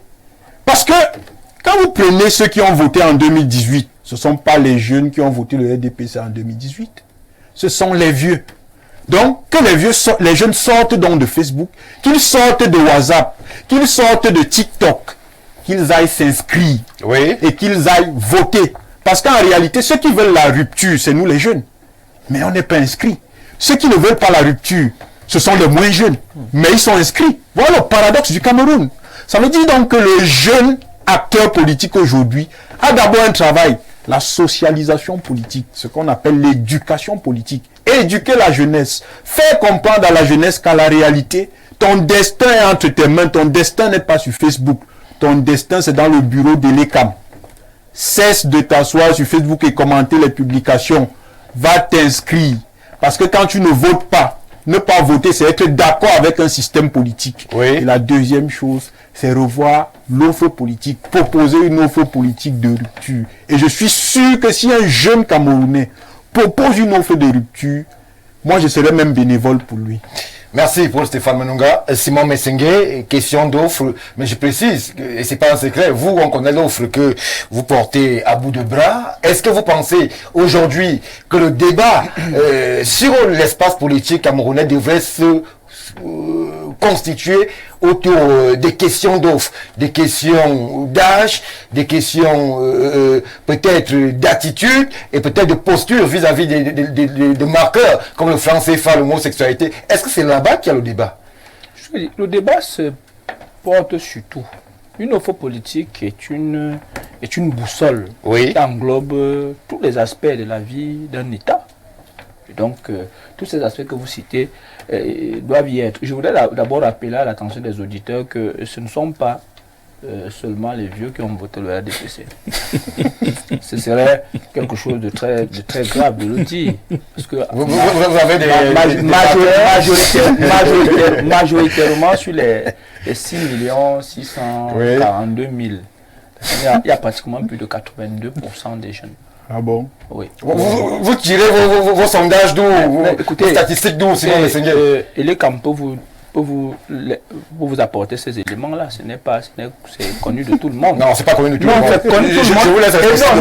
Je n'ai pas dit que ça vient de moi. Ce sont des chiffres que vous pouvez vérifier. Oui. Et donc, l'audit n'est pas venir faire l'apologie de quoi que ce soit. De deux, quand vous regardez le RDPC, majoritairement, ce sont les jeunes qui adhèrent. Vous avez pratiquement l'OJ et l'OF qui sont majoritairement jeunes. Donc il faut éviter, et c'est même ça, en fait, vous êtes en train d'envoyer l'opposition en pâture. Parce que quand vous voulez combattre un adversaire, vous devez mieux le connaître pour mieux le combattre. Et vous venez dire ici que ce sont les vieux. Tant mieux, s'ils peuvent croire que ce sont les vieux, mais le moment venu, ils verront le contraire. Moi, je voudrais dire une chose, c'est qu'il faut éviter de faire d'un programme un programme jeune et un programme de vieux. De deux, les Camerounais ne sont pas pour la rupture. Les Camerounais n'ont jamais été pour la rupture, mais pour des réformes. Pourquoi? Parce que, je prends le cadre du Cameroun et de l'Afrique centrale, de la CEMAC. Du franc CFA dont vous parlez, je vous rappelle qu'en zone CEMAC, il y a deux monnaies qui circulent. Une monnaie classique et une monnaie décentralisée. Vous devez le savoir. Ça veut dire que, généralement, la CEMAC n'est pas une sous-région de tapage, des discours, mais des actes. Et je peux vous dire que dans l'indépendance économique, la CEMAC est très avancée. Contrairement au Sénégal, vous l'avez dit. Sonko et Faye, il me semble que c'est tout le CFA qu'on utilise là-bas. Sauf à dire que venez dire des choses que vous n'allez pas faire. Et ça, c'est pas la politique. Ça, c'est le sophisme. Donc, je crois qu'il faut qu'on soit clair. Aujourd'hui, en Afrique, et je vois même que l'Afrique a beaucoup évolué dans l'expérience politique. Oui. Sauf que il y a certains qui vendent des illusions aux jeunes. La rupture, le changement. C'est des mots qu'on utilise. Le changement. Moi, j'ai vu en 2017, on vénérait le départ du Soudanais El-Béchir. Oui. Allez voir ce qui se passe au Soudan. Vous étiez au Soudan? Je suis au Soudan. Je suis journaliste. Le Soudan, c'est un mouroir. Vous étiez au Soudan. Je vous dis qu'allez voir maintenant, c'est un mouroir. Déjà, écoutez, on parle d'une catastrophe humanitaire, sauf si vous n'avez pas, vous ne suivez pas les informations. Il est parti de la... Faut pas donner. Écoutez, ça, on nous a vanté. On nous a vanté en 2011. Pourquoi on prend des exemples extrêmes? Arrêtons ce qu'on appelle, ça le mimétisme. Non, il y a eu ceci, nous aussi, est-ce qu'on ne peut pas... Non, ce n'est pas comme ça, les pays mais ne se ressemblent pas. Et c'est ça, la faiblesse. Moi, je crois que la faiblesse de faire un programme politique adaptable à un pays et à ses populations. C'est ça le problème aujourd'hui. Ce n'est pas un problème de jeunes ou de vieux. Parce que, dernièrement, dans les inscriptions, dès qu'on a vu qu'il y a eu 2 jeunes qui sont arrivés au pouvoir, on a dit, bon, nous aussi, votre sanction. Parce que l'opposition utilise ce qu'on appelle on appelle ça comment l'épouvantail, des choses de genre, des choses éphémériques, donc qui vont mourir d'un moment à un autre. Comme son corps au pouvoir, alors on dit vraiment, en 2018, quand l'autre arrive, on dit que non, le Macron du Cameroun. Voyez-vous, c'est ça le problème. Parce qu'on pense que les populations camerounaises ne regardent pas, ne sont pas conscients de leur avenir. On pense plutôt qu'on est en train de regarder, quand j'entends regarder ce qui s'est passé au Sénégal. Le Sénégalais et le Camerounais n'ont pas les mêmes réalités. Je suis désolé. Même sur le plan de l'émergence économique, le Sénégal ne vaut pas le Cameroun. Je vous laisse libre de vos propos. Non, ce sont des éléments. Je ne dénigre pas, mais je vous dis que sur le plan économique, quand on les classe, le Sénégal est derrière le Cameroun. Donc, je suis en train de dire ceci. Ce n'est pas un problème de jeunes, ce n'est pas un problème de vieux et de deux. Ceux qui parlent tout du Sénégal, il y a le contexte qui joue dans une élection. Si vous regardez très bien le contexte qui a prévalu, vous allez vous rendre compte que c'était plus dans vos sanctions qu'en vote de programme. Mais le temps nous donnera raison. Merci. Mais au Cameroun, nous n'avons pas le même contexte. Et donc, ceux et celles, parce qu'on parle trop de jeunes, mais on ne parle pas trop des femmes. Je rappelle qu'en 2004... on parle de la jeunesse. Non, ces gens ne sont pas à l'ordre. Non, je voulais juste dire que le Cameroun est très évolué dans ce type de choix. Qu'on peut faire comprendre qu'aujourd'hui, le Cameroun ne découvre pas les jeunes leaders. Je rappelle que dans le cas du RDPC, il y a un de nos camarades de regrettée mémoire qui est devenu député à 28 ans. Merci. Celui de la Bumba Ngoko. Merci, c'est pour dire que... Non, vous l'avez dit. Merci. Non, comme pour faire comprendre que, écoutez, parce que si on est dans la logique du merci, on ne comprendra pas. On ne donnera pas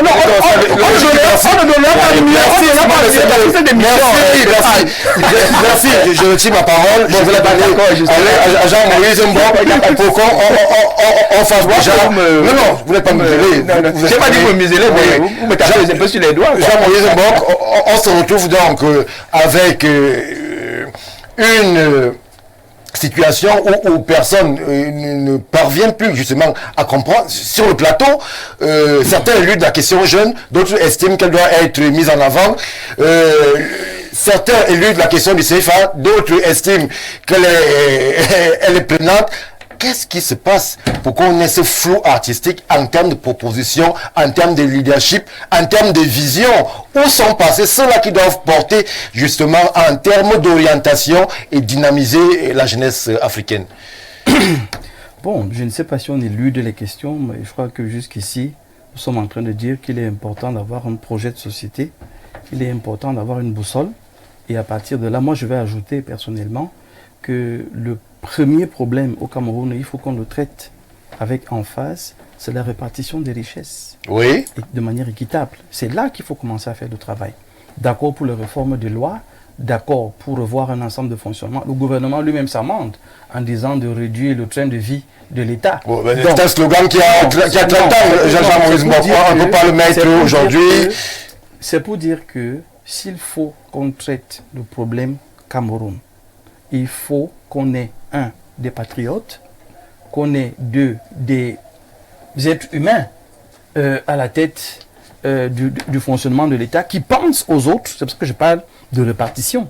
Et je reviens en disant tout simplement, Stéphane, qu'il faut qu'on travaille effectivement sur nos lois, qu'on travaille effectivement sur les éléments comme la décentralisation qui est en marche, et je souhaite que ça aille plus vite, qu'on travaille effectivement à la base de notre société pour pouvoir permettre à tous les Camerounais de se déployer, de s'émanciper, parce que ce pays est extrêmement riche.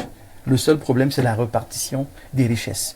Quand on va trouver le mécanisme qui nous permettra d'asseoir cette répartition-là, on pourra avoir là maintenant la question de qui est plus à l'aise, jeune ou vieux, de pérenniser cette politique de développement global. Mais je dis que tant qu'on n'a pas une véritable boussole qui nous permet d'évoluer concrètement, à l'Est, il y a quoi?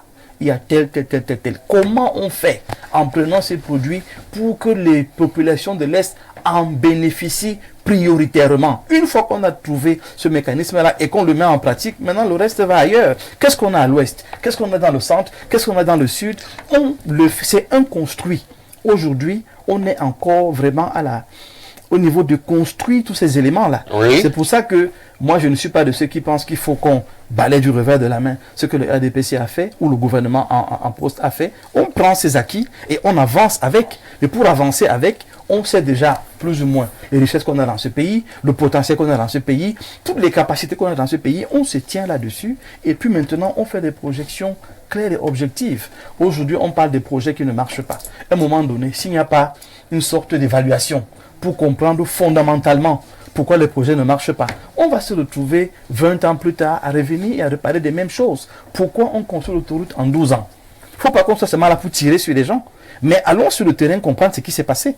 Pourquoi on a commencé à construire un stade et il n'est pas fini? Qu'on aille sur les vraies questions sans essayer de chercher la petite bête ou l'ennemi de la République, mais qu'on cherche à construire. Dès qu'on va rentrer dans cet esprit, les différentes propositions qui vont arriver, que ce soit de la rupture, que ce soit de Simon disait quoi là, le terme c'était quoi, voilà, des réformes, qu'on soit dans la rupture ou les réformes, dès que le jeune Camerounais va comprendre quel est son intérêt et qu'il touche véritablement son intérêt, cette nation va se porter mieux.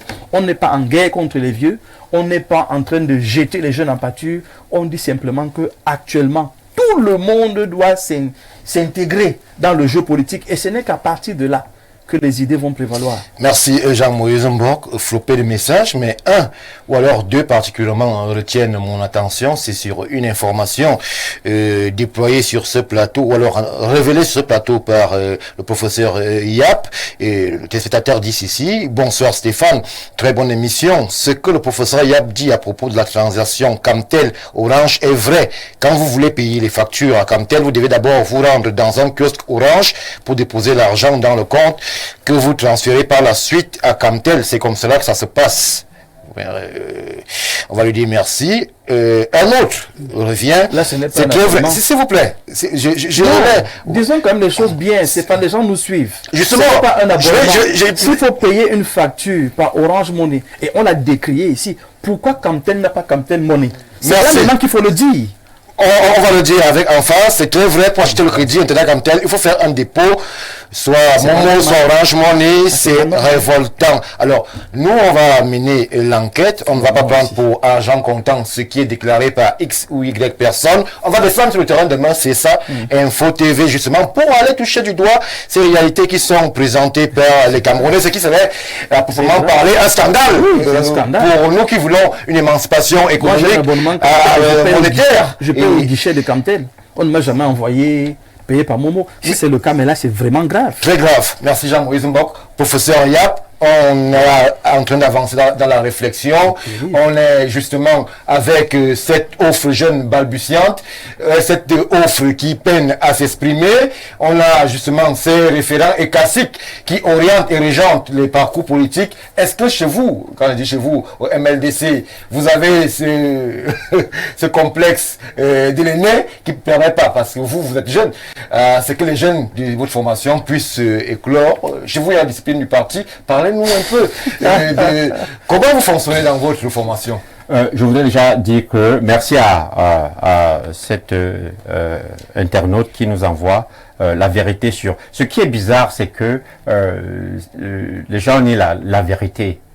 Le mensonge est parfois établi de façon bizarre. Je ne sais pas pourquoi je mentirais sur une chose pareille et je ne sais pas pourquoi on rentrait dans un débat. C'est ça. Allez le vérifier. Nous ferons le travail qui remonte, celui de l'investigation. Quand mes trois co-panélistes parlent, Stéphane, je constate qu'il y a quand même deux poids, deux mesures dans ce plateau. Je vais revenir sur l'offre MLDC. Je ne suis pas, le RDPC, c'est du passé pour nous. Alright? Ce n'est pas, nous ne faisons pas le bilan du RDPC. Nous ne faisons pas nous sommes dans l'intérêt.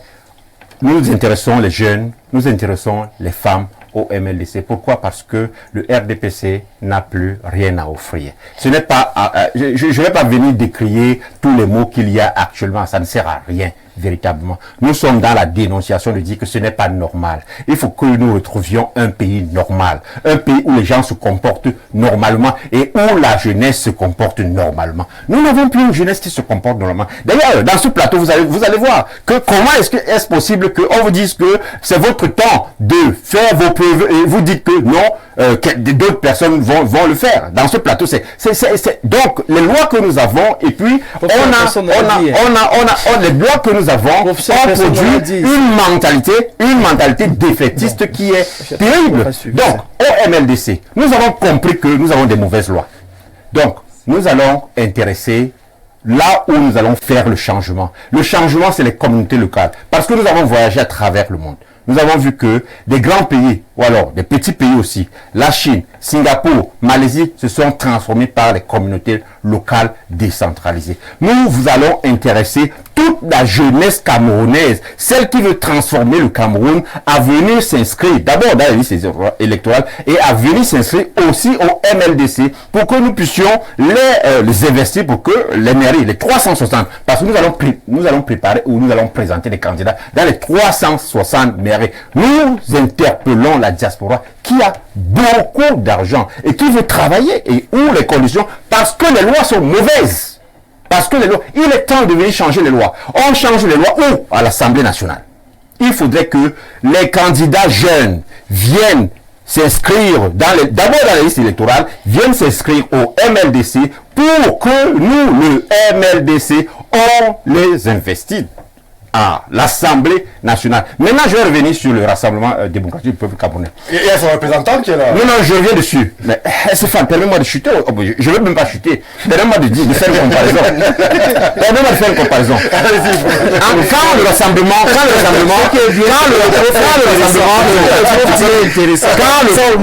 rassemblement du peuple démocratique est créé, c'est un rassemblement. Oui. Quand on se rassemble, on fait quoi? On mange, on boit, on danse, il n'y a rien à faire. On saoule, il n'y a rien à faire. Nous sommes un mouvement. Un mouvement, c'est quoi? Nous bousculons, nous marchons. Vous savez que Mao Tse-tung, c'est un mouvement qui est parti et nous partons des campagnes, comme Mao Tse-tung est parti des campagnes. Oui. Moi, je pense que le président Paul Biya a offert tout ce qu'il a pu offrir. Il nous a offert la démocratie. Une minute. Oui. Mais permettez-moi de le dire et de lui rendre hommage. Le président Paul Biya nous a offert la démocratie. C'est pour ça que nous parlons maintenant.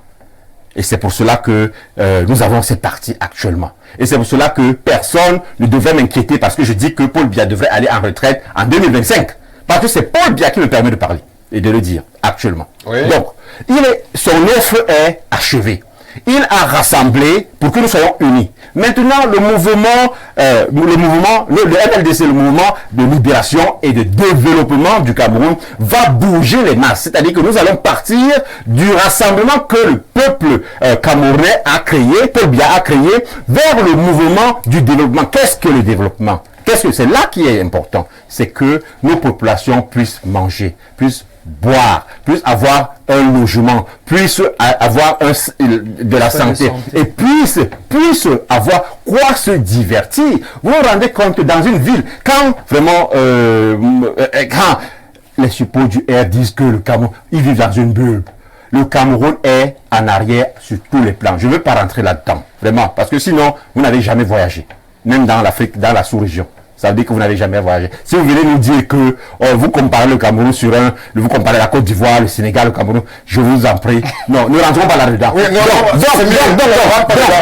donc, Stéphane, c'est dire que le MLDC, nous avons compris que nous ne pouvons pas travailler sans changer les lois. Nous allons changer les lois. Alors j'appelle la diaspora, que nous allons faire une tournée de la diaspora. J'appelle la jeunesse, les femmes, les étudiants. Non, mais c'est pas une campagne. Mais c'est mon dessin. Non, laissez-moi finir. Parce que quand je suis un professeur d'université et que j'ai 341 000 et que mon collègue du Gabon a 1 million et que mon collègue de la Côte d'Ivoire a 1 million, qui a le même grade que moi, il y a un problème. Et quelqu'un va vous dire que le niveau de vie, c'est un problème, le niveau de vie. Ce sont des gens qui sont incompétents. Je dis encore incompétents et qui ne comprennent pas. Parce que je vais te dire, il n'y a pas de niveau de vie.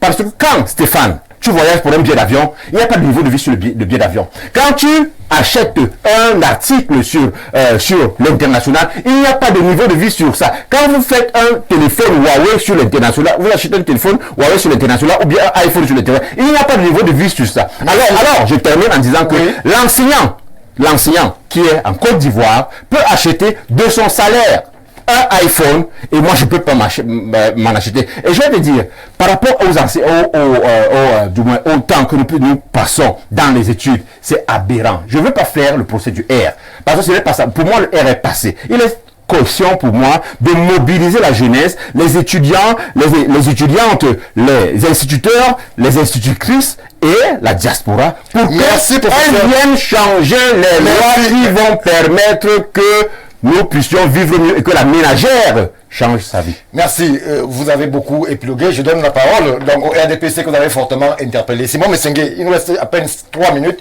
Je vous donne 2 minutes, le temps que les autres puissent dire aussi un mot de conclusion. Allez-y, rapidement, Simon Messengue. Je voudrais dire qu'on ne fait pas un programme politique avec des critiques.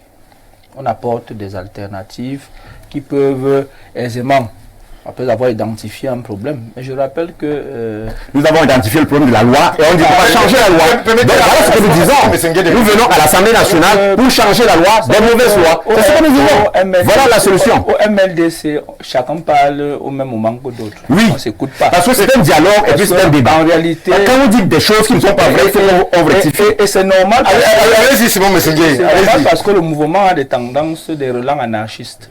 Contrairement au rassemblement qui ne veut rien dire encore. Très bien, je vous ai pris des exemples ici que vous n'avez pas pu du moins découdre. Je vous ai pris une loi et je vais démontrer que parce qu'il y a les francophones ont aussi décidé particulier qu'ils avancent des mots, des anarchistes qui ne veulent rien dire. J'ai pris un exemple ici là. Personne n'a démontré le contraire. Alors qui demande le contraire, on parle des vieux anarchistes. Je vous donne. Je voudrais une minute. C'est des mots qui veulent rien dire. Il faut discipliner le professeur parce que il nous coupe à chaque fois. Je voulais dire que ceux qui connaissent le RDPC savent que c'est sous le RDPC que le niveau de vie, quand on parle du niveau de vie, on regarde quoi? On regarde l'espérance de vie. Quand vous avez un pays qui a une espérance de vie de 61 ans pour les hommes et 62 ans pour les femmes, alors qu'en 1982, il était pratiquement de 50 ans.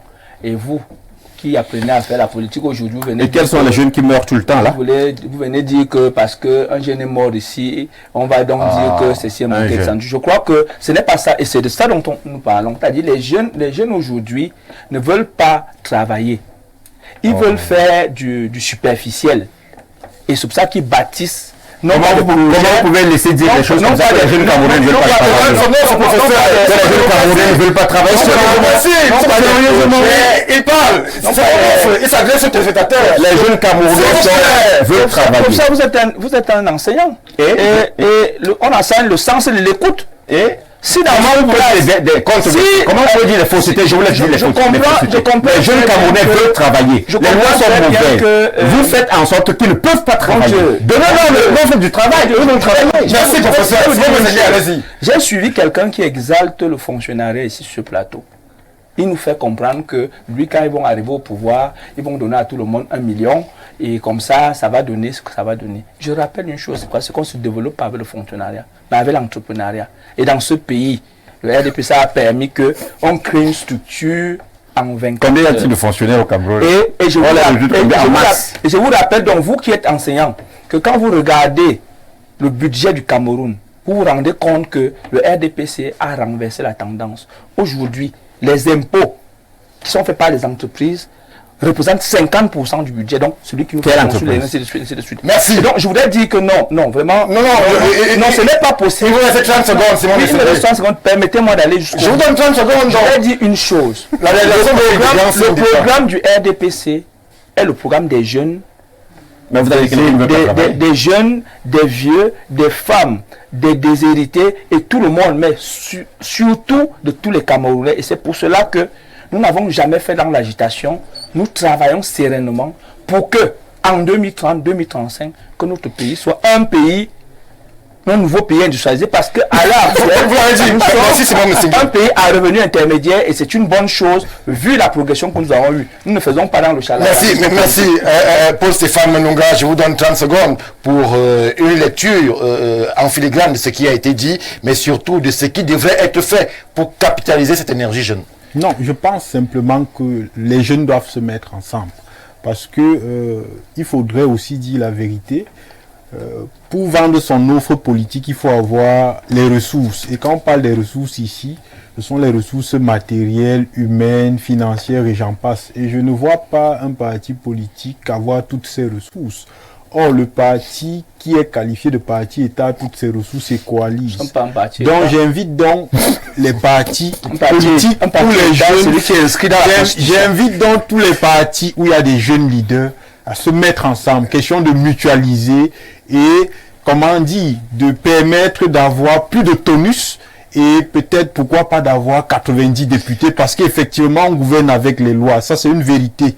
C'est la loi qui gouverne un État. Ce n'est rien d'autre. Merci, Paul-Stéphane Manunga. Jean-Moïse Mbok, 30 secondes, même exercice. Qu'est-ce que je vais dire? C'est simplement que si c'est le RDPC qui est là, qu'il continue, mais qu'il fasse bien les choses. Parce que tout ce qui est dit là aujourd'hui, j'espère qu'ils écoutent et qu'ils comprennent bien que l'absence de communication, l'absence d'information crée quand même le doute et crée le malaise. De l'autre côté, le professeur parlait d'une approche politique que je valide entièrement parce qu'il faut avoir l'honnêteté de dire quand même à la diaspora et à tous les autres que la politique a besoin d'argent. Là, je suis parfaitement d'accord avec le professeur. Il faut, et c'est même ce que Paul-Stéphane disait, il faut à un moment donné qu'on arrête de courir dans tous les sens. On a un parti très puissant en face qui est le RDPC. Il faudra donc que tous les autres aient l'humilité de se mettre ensemble, au moins déjà de se parler, qu'on arrête les guerres de leadership. Merci. Si on veut que les choses changent, vraiment qu'on fasse les choses pour l'intérêt de la nation et non pour les intérêts des individus. Merci, cher monsieur, d'avoir réagi. Merci, professeur. J'ai pas 30 professeur. secondes. Vous n'avez pas 30 secondes.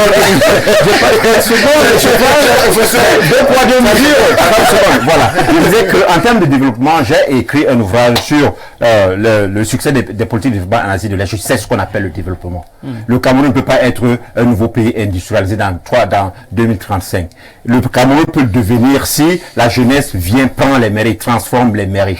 Et là, si la jeunesse vient au Parlement, ils transforment les lois qui vont faire en sorte que les investisseurs, parce que je vais vous rappeler une chose en quelques secondes, quand j'atterris ici à l'aéroport de Sibalet, seul mon avion y est. Quand tu atterris à Addis Abeba, le tarmac est plein. Il n'y a pas d'investisseurs au Cameroun. Tout simplement parce que les lois sont mauvaises et que les lois ont produit des incompétents et puis des mauvaises personnes. Le MLDC est là pour appeler la jeunesse à venir s'investir en politique. Merci, professeur. Merci à vous, merci cher monsieur d'avoir tenu. C'est 1h30 du direct sur Info TV, c'est Ouro Africa, où nous posons les problématiques africaines. Cette soir, on parlait de la jeunesse africaine. Merci à vous de nous avoir regardés. Merci pour les milliers de contributions, malheureusement, qui n'ont pas pu être relayées. Ce sera lors de nos prochaines productions. Restez fidèles au programme d'Info TV qui se poursuivent. Bien le bonsoir.